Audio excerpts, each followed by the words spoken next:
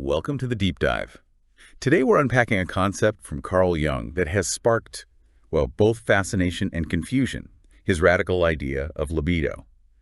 Forget what you think you know, because for Jung, it's far more than just a simple sexual drive. Right. By the end of this deep dive, you'll hopefully have a shortcut to understanding one of the most powerful and often misunderstood forces in our inner world. That's right.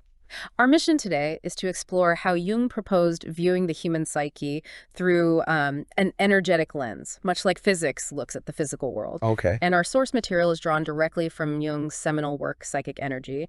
In it, he meticulously lays out a framework that really challenges conventional thinking and offers, I think, a profound understanding of what truly drives us. So get ready for some surprising facts and maybe some aha moments, because we're about to uncover why, for Jung, the core of our psychological life is fundamentally about energy. Okay, so to really grasp this, Jung starts by drawing a parallel to physics. He says phenomena, in the physical world can be viewed from two distinct perspectives, mechanistic and energetic. What's the key difference there? Precisely. The mechanistic view is causal. It sees phenomena as effects resulting from clear causes, almost like immutable substances altering their relations. Right. Think of billiard balls hitting each other. One causes the next to move in a predictable way. It's really about how things happen through a chain of events. And the energetic view, how does that shift our perspective? That's more about purpose, or what he calls finality. It understands phenomena from the effect back to the cause. Ah, okay. It postulates a constant energy at the root of changes, sort of moving towards a state of equilibrium, often obeying a difference in potential. Like in physics, a difference in potential. Yeah, exactly. The idea of energy here isn't a substance you can hold, but a concept abstracted from the relations of movement. So it's more about the why or the direction of the process. That distinction feels profound. But if a single event can be viewed through both lenses, how do we reconcile them? Does Jung suggest one is more true than the other? Or is it always about perspective? Well, that's a critical point. Jung emphasizes that these two points of view are essential and complementary for understanding nature, even though logically one kind of excludes the other. Right. A sequence of events can't be simultaneously causal and final in a strict logical sense. But what's really fascinating is Jung's suggestion that the prevalence of one viewpoint over the other depends less on the behavior of things themselves and more on the psychological disposition of the researcher. So our own mindset influences what we see. Exactly. Empathy, for instance, might lead one towards a mechanistic cause and effect view, while abstraction might favor an energetic, purposeful view. So how we perceive the world might reveal more about us than about the world itself. That's a powerful thought. And if we project our subjective frameworks onto objective facts, what's the risk there? That's where we run into a common error Jung calls hypostatizing. Hypostatizing. Yeah. Yeah. It means projecting our subjective conceptual frameworks, our personal biases, our mental models, onto objective facts as if they are the absolute truth. I see. For Jung, these viewpoints are valuable psychological constructs, useful as hypotheses, absolutely, but they are not absolute objective truths about the world out there. They're tools for understanding. Okay, shifting from physics to psychology, Jung boldly asks if psychic events can also be considered from an energetic point of view. What does he conclude about our inner world?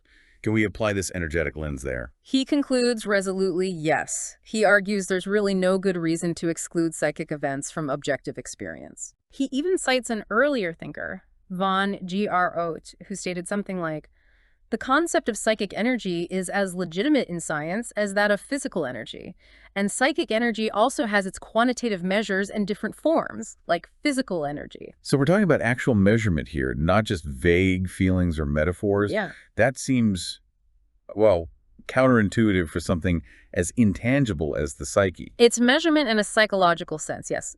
Jung treats the psyche as a relatively closed system, at least, provisionally, for the sake of understanding it. Right. He explicitly breaks from what he called the psychophysical conception, which he saw as sort of a remnant of materialism, like saying the psyche is merely a secretion of the brain, just as bile is a secretion of the liver. Reducing it. Exactly. For Jung, the psychic fact deserves to be considered a phenomenon in itself, with its own dynamics and, crucially, its own quantitative aspects. Okay, so if the psyche is a system with measurable energy, how do we even begin to quantify something so intangible? Where do we start?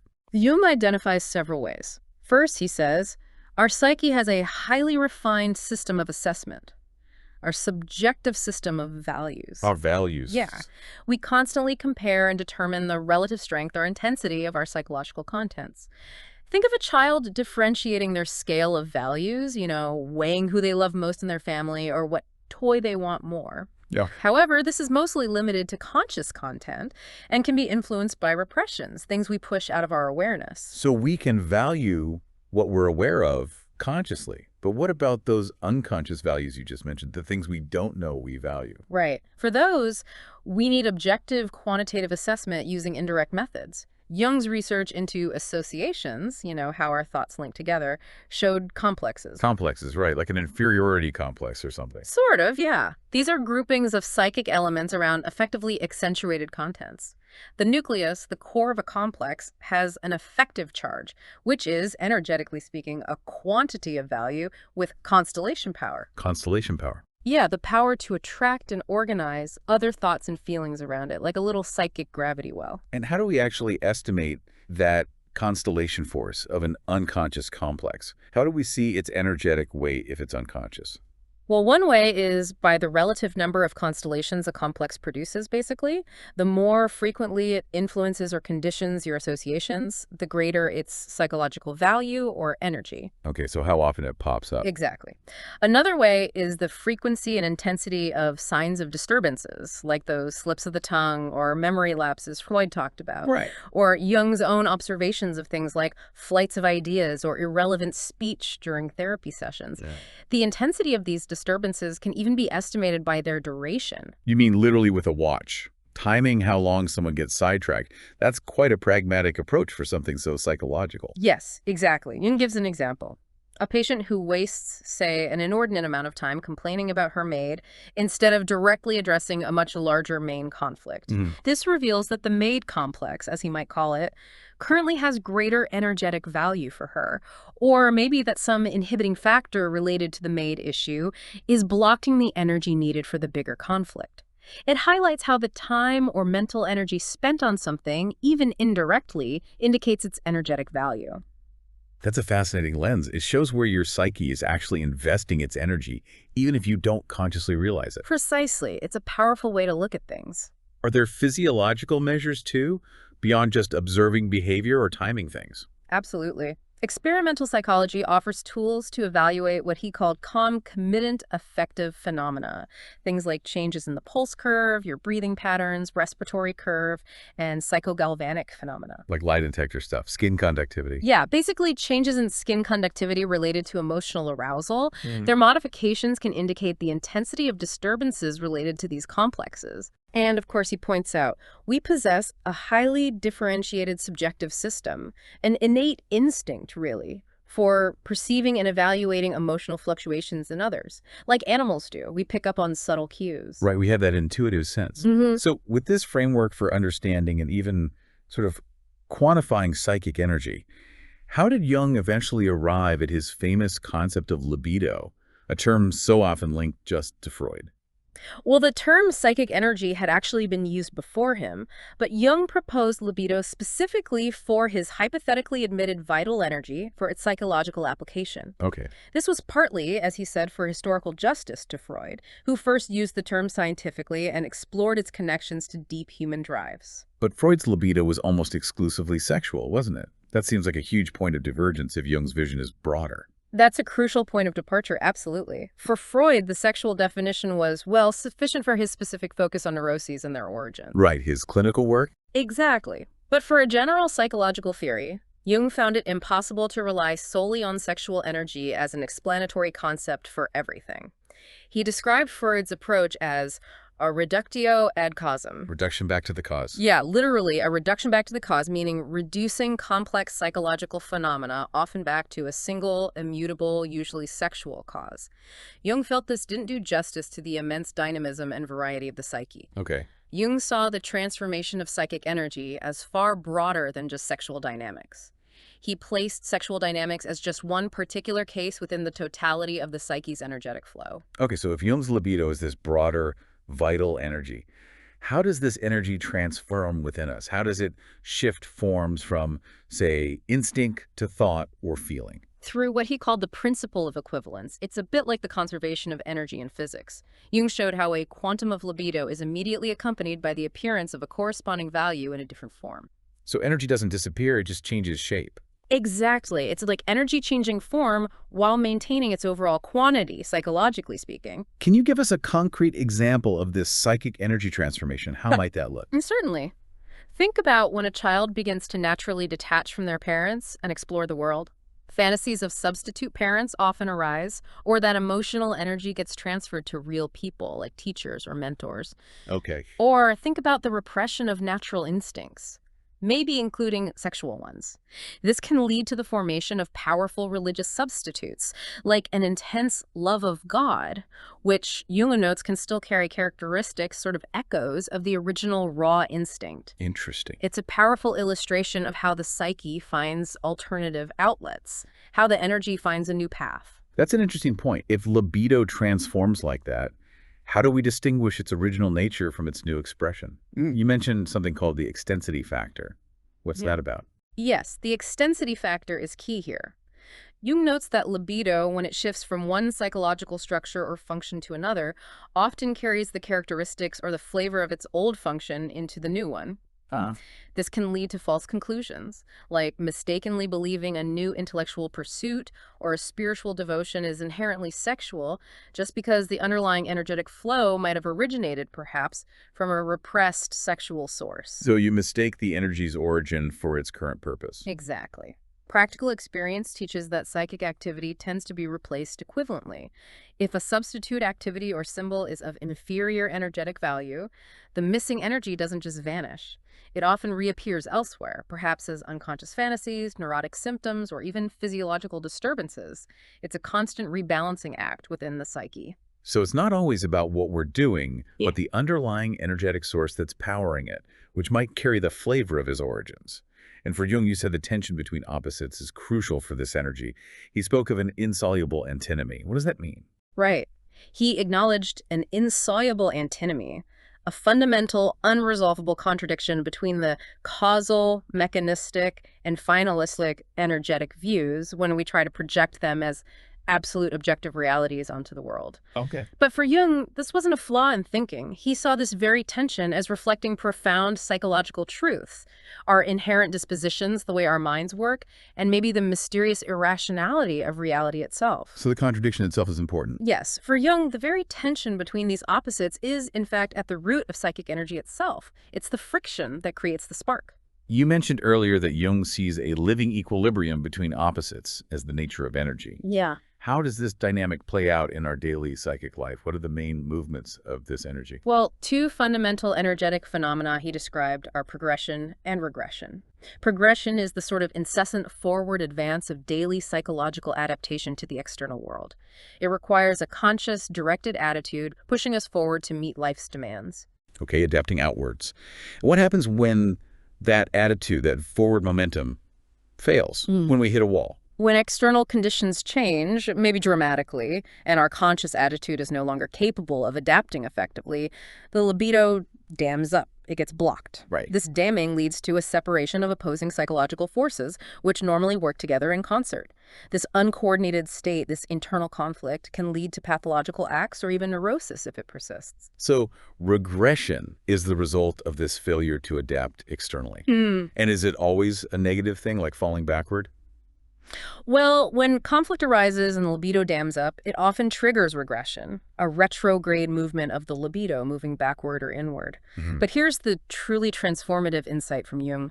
Regression is not necessarily a setback or a degradation. Oh, how so? As conscious values diminish, maybe because they're not working, the value of unconscious and subliminal elements increases. Yeah. They get activated, they start influencing consciousness indirectly. And these activated unconscious contents, though they sometimes appear incompatible or maybe infantile, also contain valuable germs elements necessary for neglected or undeveloped functions within the personality. So it's like the psyche is strategically retreating to find reinforcements. Exactly. It's your psyche's maneuver to force inner adaptation when the outer approach fails. It's not necessarily a step backward, but maybe a necessary deep dive inward to gather neglected resources for your next leap forward.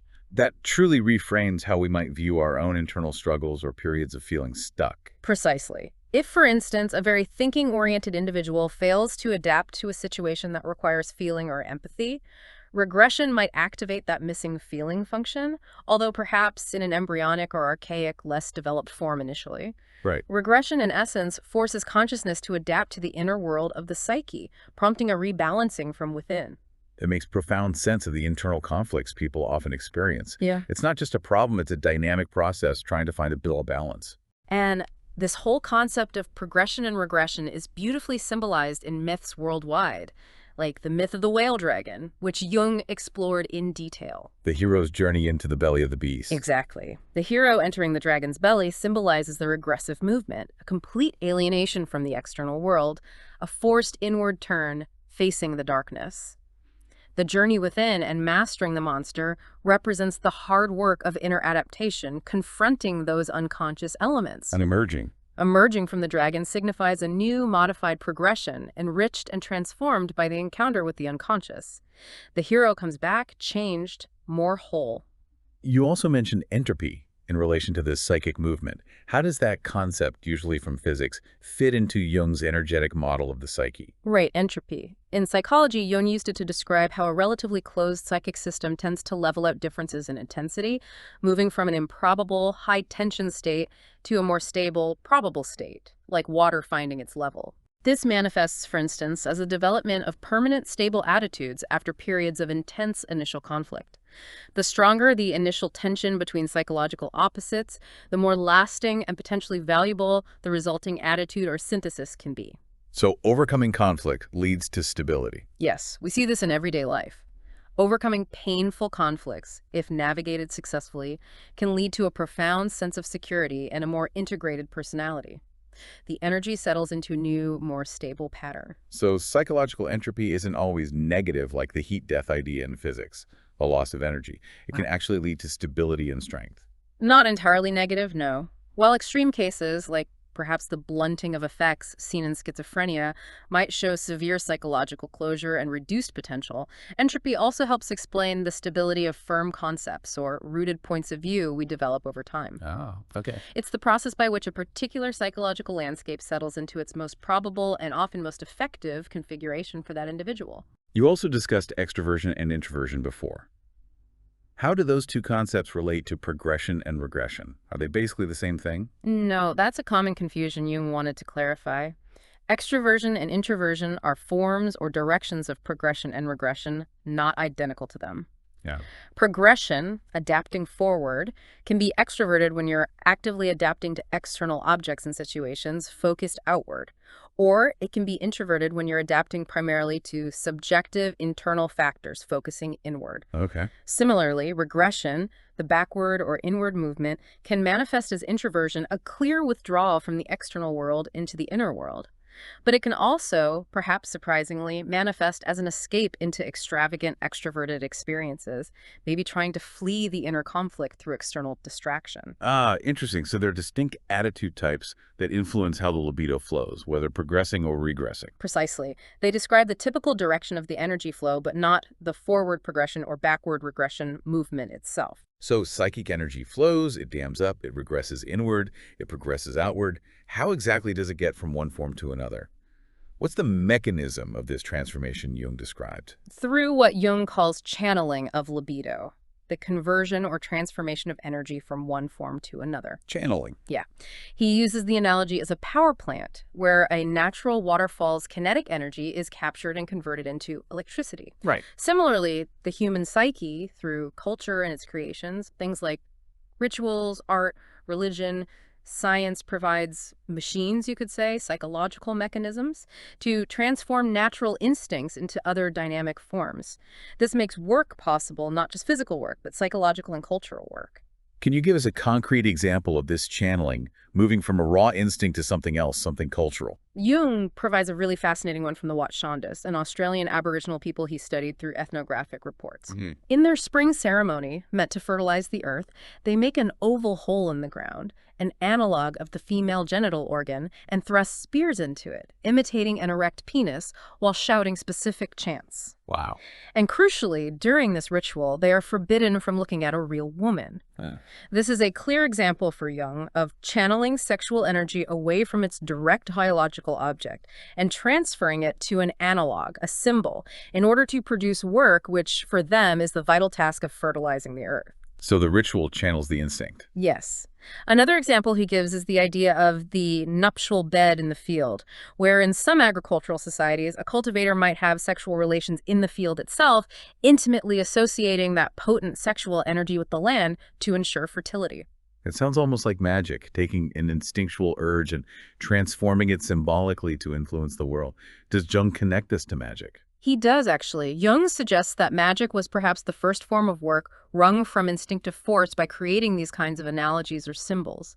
A ceremony is magical in this sense, when energy is channeled away from the instinctual object into a new symbolic object, producing a new dynamism.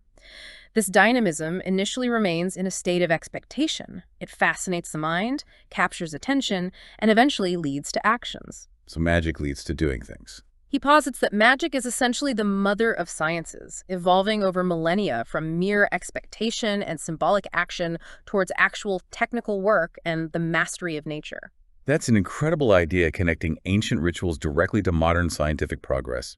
It suggests a continuous human drive to harness energy. And what's fascinating here is Jung's idea of a surplus libido. He believed only a part of our total psychic energy can be diverted from its natural instinctual course for conscious work. The rest is needed to sustain the regular course of life. Okay. But humanity, perhaps uniquely, possesses a surplus of this energy that isn't rigidly fixed in natural instinctual forms. And this surplus, he argues, is what gives rise to religious processes. Religious processes come from surplus energy. Yes. Things which are essentially symbolic.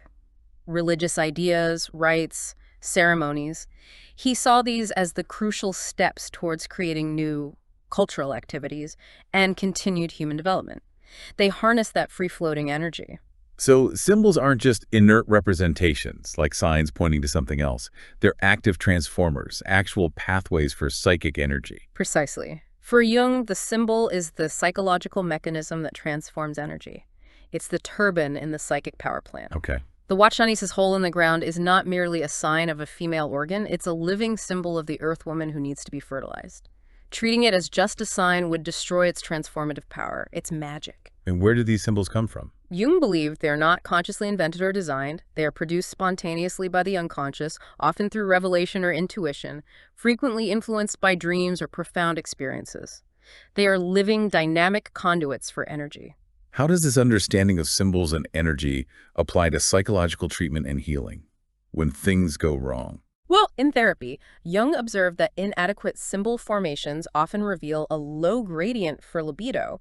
It's like the energy doesn't have a strong enough channel or slope to flow down effectively. A weak current. Yeah, exactly. So instead of flowing into effective, productive work or healthy adaptations, that energy gets stuck.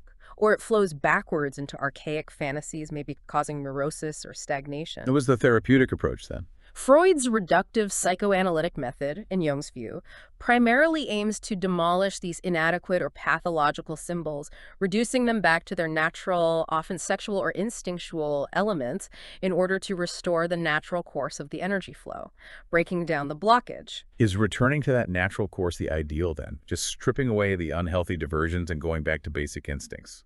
Not at all, according to Jung. He argued that reduction alone is not a panacea, not a complete cure. Why not? Well, he pointed out that so-called primitive man, despite living perhaps more naturally or closer to instinct, was often tormented by fears, superstitions, and compulsions that we would consider profoundly neurotic today. Right.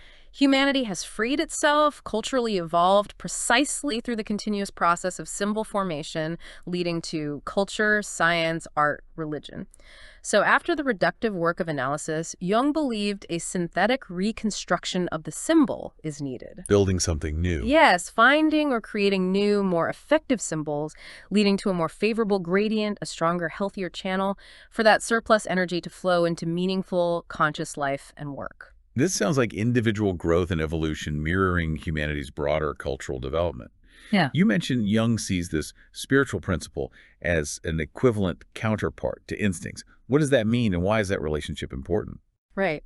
Reduction alone, just focusing on instincts, brings one back to a more primitive instinctive state where the spiritual principle, things like morality, meaning higher aspirations, might appear as just a byproduct or sublimation of basic instincts. Okay. But Jung argued that the spiritual principle is an equivalent counterpart to instincts, meaning it's a principle sui generis, unique of its own kind, equally fundamental, and a powerful source of tension with instinct. So spirit versus instinct. Yes, and this tension, this ongoing conflict between instinct and spirit within us, is what he calls the conditio sine qua non, the absolute essential condition of psychic energy itself. No tension, no energy.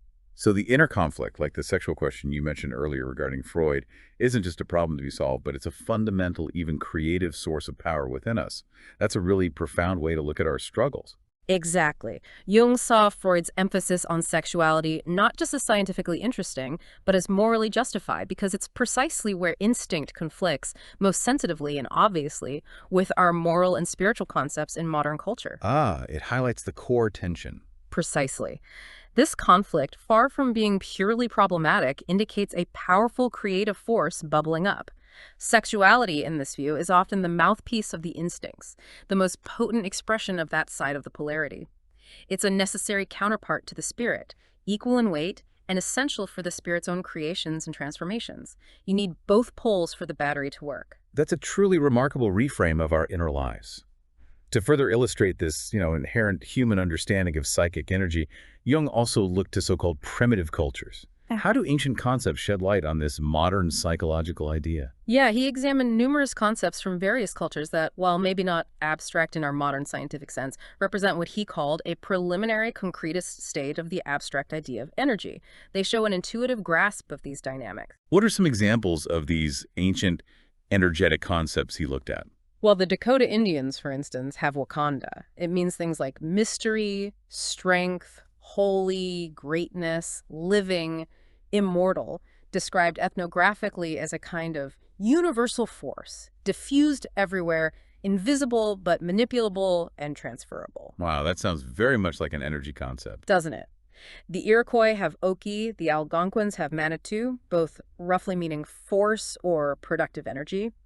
The Yaos of Africa cry out Mulungu when astonished or overwhelmed, a term encompassing the soul, the spirit world, magical force, and the great spiritual power that creates and animates the world. So these cultures were essentially theorizing about energy, just using their own concrete experiential language. You could certainly see it that way. On the Gold Coast of Africa, there's Wong. In Australia, among some groups, Chiringa, often a ritual object imbued with mystical property and life force. Perhaps most famously, the Melanesians have mana. Mana, I've heard that term. Right. It's described as a kind of supernatural force or influence that produces extraordinary effects. It can attach to persons and things. It reveals itself in exceptional physical strength or skill.